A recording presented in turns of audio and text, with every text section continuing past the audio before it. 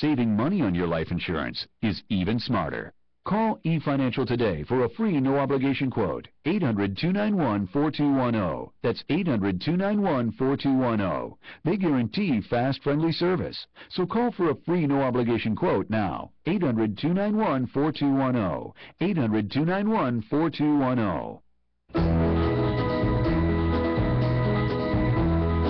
Everybody's talking at me. My guest, Mike Cutler, Center for Immigration Studies, senior writer for CAPS, Californians for Population Stabilization, and that's capsweb.org. Now, Mike, can you tell me, have any of these people been identified? I know the president had a hamburger with a Russian right next to where that lady lives, but have you heard any inklings of any of these government officials who may have met with these people? No, and that really is a $64 question, isn't it? I mean, I'm just dying to find out who the financier was and who was getting the money and what was expected in exchange for the money. You know, this whole thing about campaign finance, I have to tell you, Chuck, you know, as an agent, I was cautioned by my bosses, as we all were, that we weren't even supposed to take a cup of coffee from someone. So if we went into a house to do an interview and the people were very pleasant, and they said, oh, Mr. Cutler, I'd love to give you something to drink. Have you had anything, whatever? We were told to accept ice water only so that nobody could ever say we took anything. Meanwhile, how often have you heard politicians bragging about being the best fundraisers? I was told that it takes a minimum now of $1 million to mount a campaign to run for the House of Representatives. $1 million. When people give you 10 or 15 bucks, I don't think they're expecting anything in return. Don't you think when someone writes a check for thousands of dollars that there's an expectation of reciprocity of some sort, Chuck? You know what I wonder also, Mike, is in the story, you know, they meet with this guy and a ranking and blah, blah, blah, and like you say, the financier, and then a major fundraiser for an unnamed political party. Yep. The American people can't handle the truth, Mike. They can't tell us that this party is Republican, Democrat, or independent. You know what I'm saying? We can't handle it. They got to keep it a secret from us. Well, and but you talk have about to ask yourself who's been visiting the bathroom lately. That's probably the guy that's been getting the money. I'll tell you something. You talk about where you couldn't take a cup of coffee. Let's see, who is it? CNS News just broke a story, Fred Lucas, about these FEMA workers. Yes. 247,100 using the credit card. Golf umbrellas and happy birthday gift cards. My goodness. Well, the problem is, I think Americans have never felt more disenfranchised from their government than they do today. You know, I'm going to be speaking at a Tea Party event on July 3rd, and I listen to all the people saying, oh, my God, the right wing nuts, balloons. You know, I've spoken at a bunch of Tea Party events, and I'm going to tell you, I have met people who are disenfranchised from both parties. The Tea Party, I think, represents none of the above. And I think that's unfortunate that we've gotten to that point in our country where we expect our government to be as inept and as corrupt as the government of some third world country. We're actually making Mexico the role model for the United States rather than the other way around, don't you think? Yes, absolutely. And I saw one guy complaining on Fox News, pardon me, about the Tea Party. He says, you know, they come in there and they disrupt these meetings. You know, these elected officials want to get up and let the people know what's going on and da-da-da-da-da. And I'm thinking, yeah, in other words, as long as you can spout whatever you want to spout, you don't want to hear any complaints, basically. Well, didn't you see this thing on Fox today? I think it was Representative Stark from California, who said that the borders are secured. He said maybe what you guys want are more guns for the Minutemen. And he went on this big rip about how everything is hunky-dory along the border.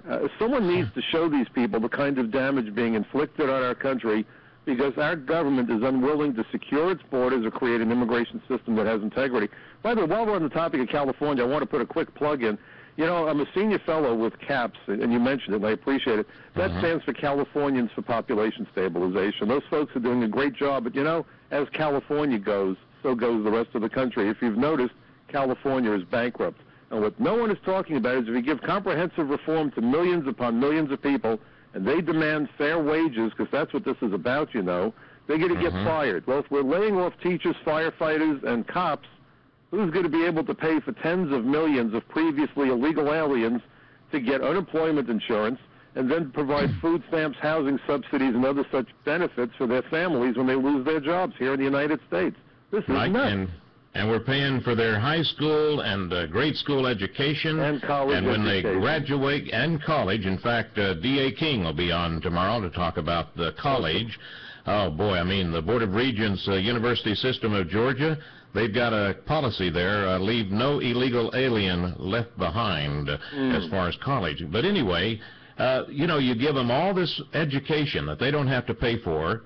They graduate, and guess what? You're not eligible for a job because you're still an illegal alien, even with a Harvard doctorate. I'll tell you. Well, Mike, Morgan Freeman is right. He's doing the series Through the Wormhole, and I think this planet's gone through a wormhole. We're now in a parallel universe, Chuck Wilder. Hey, listen, By the way, before I leave... everybody out there, a very happy 4th of July. Let's remember it's American Independence Day. And as good patriotic Americans, folks, please get involved with your government. Democracy is not a spectator sport. And before I leave you, you mentioned you're going to be at a Tea Party July 3rd. Where's that going to be? That's going to be in New Jersey. Well, that's Bloomfield. I think it's Bloomfield, New Jersey. I don't even know where I'm going half the time. Everyone's delightful to invite me, and of course, Friday night I'll be on Repatriate Radio from 7 until 9 p.m. East Coast time. I thought you'd like to do those speeches in Texas for the Tea Party. I like to do them anywhere. We have good Americans of any political persuasion who want to know what the truth is, speaking about the truth that the other folks don't want to give you. But you certainly give everybody double helpings of the truth, Chuck Wilder. I certainly do, and you know, and I go to great extents, and my people are so good that right now we're going to talk to the Tea Party, all right? So thank you very much, Mike Cutler, and we'll do it again, sir. It's michaelcutler.net. Thank you, Mike. Right now, want to go to Dale Robinson. He is president and founder of teaparty.org. Hey, Dale, how are you? Great, Chuck. How are you doing? Pretty good. I'm telling you, boy, this Kagan, I was reading your release here. Is this the best we got? And you say, shouldn't we actually try to find somebody, if a judge, maybe even a temporary judge in a traffic court might even be better. But Dale, man, I had this release today. I actually got it yesterday from Jim Corey, where here she is, you know, trying to make the government pay for transgender operations and all this stuff whenever she was in, you know, the college dean there. I mean, boy, there's so much stuff coming out on her.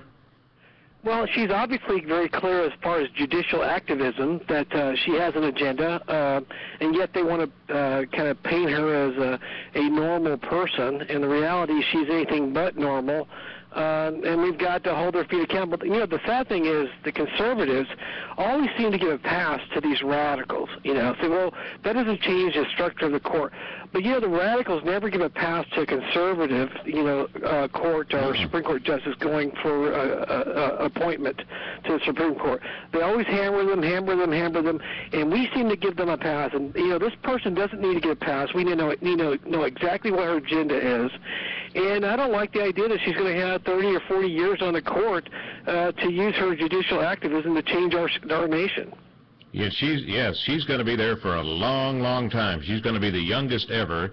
And, you know, like yesterday when she wouldn't answer the question about what if the government told you that you had to have 3 vegetables a day, that was the law, and she wouldn't answer because, oh, no, that's never going to happen, and that's a rhetorical, that question just, it doesn't make any, you know that they were trying to say, you know, this is health care. If the government can tell you that you got to buy health care, why can't they tell you